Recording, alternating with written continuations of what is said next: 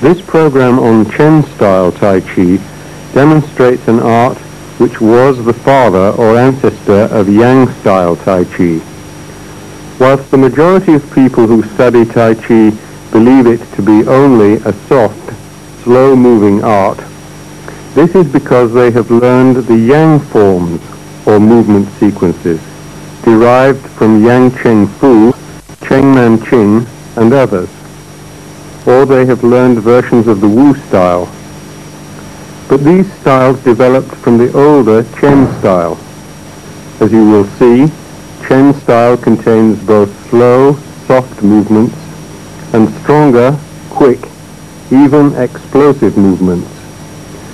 The most popular forms of Yang and Wu contain only slow, even, gentle movements. We begin with a demonstration of the complete Chen-style form.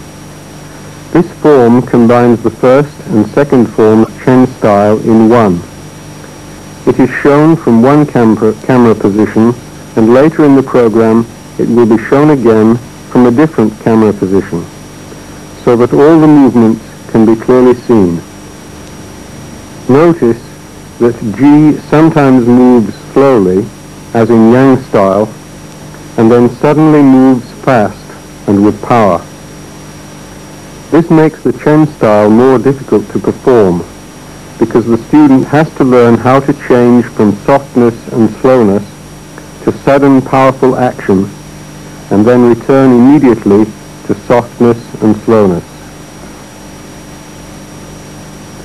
The muscles have to be trained to make these rapid transitions, and the mental stability and attentiveness must be that much keener to supervise these changes.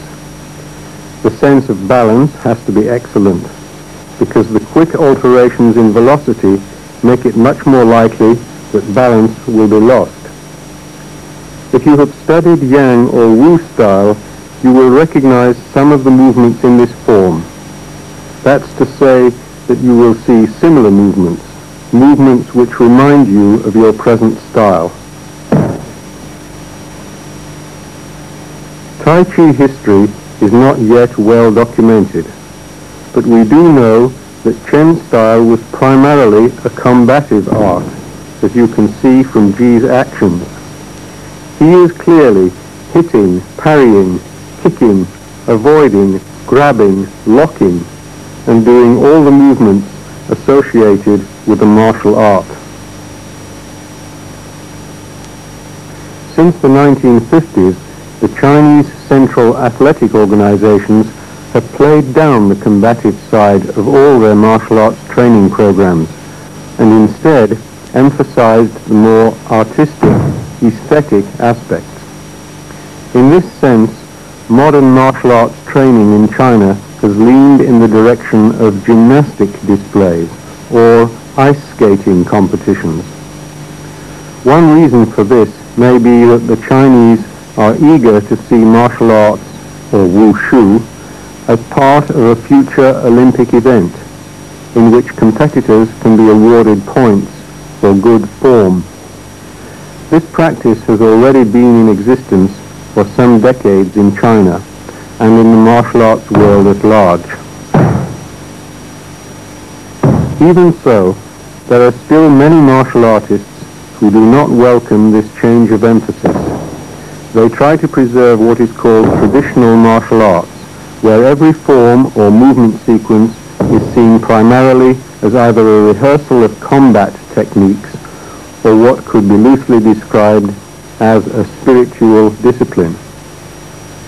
Czyancheng is a national wushu coach and knows the requirements for modern exhibition training, but at the same time his own teachers were dyed-in-the-wool traditionalists, and he himself favors the traditional approach.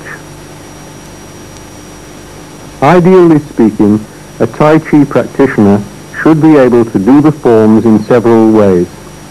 That is, he or she should be able to do them and convey a knowledge of how they are applied against an opponent. Also, he or she should be able to perform the movements so that the aesthetic aspect is demonstrated as clearly as possible. And thirdly, the form should be done so that the practitioner shows that he or she is in contact with the flow of energy which animates the body. It could be argued that all three aspects might be contained in one demonstration, but this is asking a great deal, if not the impossible. For instance, when the arm circles and the practitioner is clearly emphasizing the, so to speak, circularity of the circle, the concentration directs the muscles in one way. When the same circular action is made emphasizing that this might be the encircling of an opponent's arm, there is a different type of muscularity running through the entire body. And when a practitioner is focusing primarily on the flow of energy, or qi, when he or she is more withdrawn inside, then concentration directs the muscles in a different way again. This difference in emphasis is one of the reasons why different styles of Tai Chi and different forms of Tai Chi have appeared. So, to say that one style or form is superior or better, as some people do, is simply to show one's own ignorance and lack of understanding.